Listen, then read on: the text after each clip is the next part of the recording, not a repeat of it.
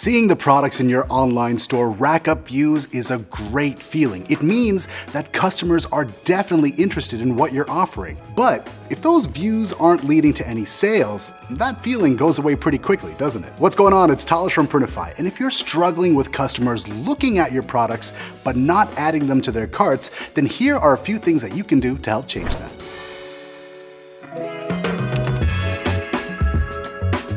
One of the first things I learned about starting a business was the term conversion rate. Now, a conversion is any action you want your customer to take, which for most of us is getting a sale. But understanding your conversion rate number is important because it gives you a baseline to work from. And to get it, all you have to do is divide the total number of sales you have by the total number of visitors to your online store and multiply that by 100. Now, you can calculate this over the course of a month or a quarter, whatever works for you.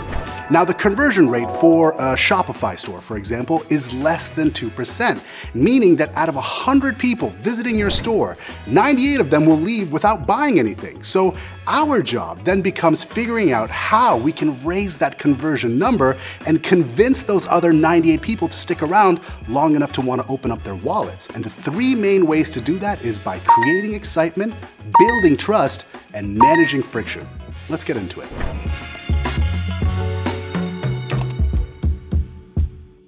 You might be thinking how it's possible that you can get both high traffic and also no sales. That's because not all of the traffic coming to your product pages is buyer traffic. Folks coming from TikTok, for example, are likely more interested in scrolling than they are purchasing. So start by targeting your product marketing to places you're more likely to pull active customers. If your traffic comes from ads, think about if a buyer's expectation is being met after they click that ad. If they're bouncing immediately, it's because what they got was not what they were expecting. Are you using lots of high quality, uncluttered product photos that clearly show what it is?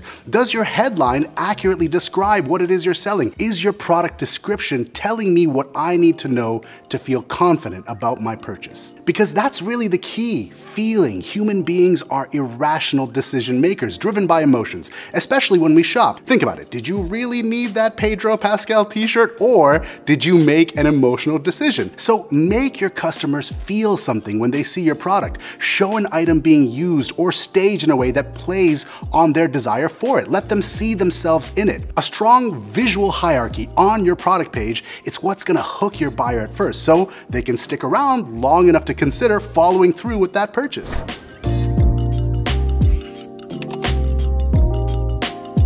After deciding whether I like a product, the next step is figuring out whether it's legit. Is the item and the store it's coming from trustworthy enough that I won't regret my purchase? And to be fair, customers are right to be skeptical. The internet is a sketchy place, which is why establishing trust with your customer is the next and important part of this process. So what are some ways you can reassure your customer that they won't be disappointed? Let them get to know your brand and vision with a well-written About Us or store bio section. Don't lose sight of the power of words. Remember, half a product page is also your copy.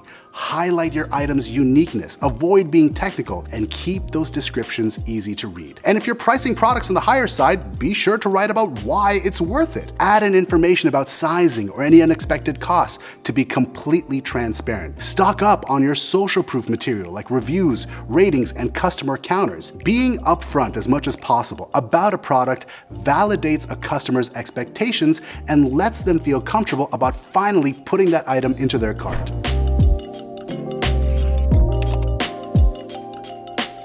Once I like what I see and am sure that I'm making the right choice, it's time to close that deal. All that matters from here on out is everything getting in between me and making my payment. See, customers can feel overwhelmed if they need to make multiple choices before checking out, whether that's choosing between sizes, color variations, styles, or shipping options. So try to give your buyers a maximum of 3 choices, if any, that they have to make.